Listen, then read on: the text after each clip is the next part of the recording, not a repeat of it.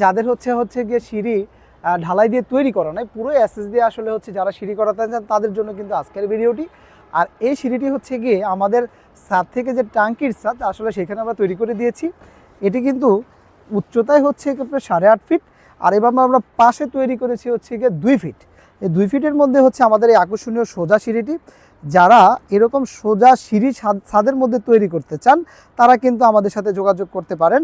আমাদের এই পাশে হচ্ছে 2 ফিটের যে সিঁড়িটি, আমরা কিন্তু এটার ধাপগুলো কিন্তু ব্যবহার করেছি চেকার প্লেটের, আর এই চেকার প্লেটের থিকনেস দিয়েছি হচ্ছে 2 মিলি মোটা। আর তাছাড়াও কিন্তু আমরা এটাতে যে মূলত সিঁড়ির ধাপের যে ফ্রেমটা সেটা কিন্তু দিয়েছি হচ্ছে 1.5 বক্স, সেটার থিকনেস দিয়েছি 1.5।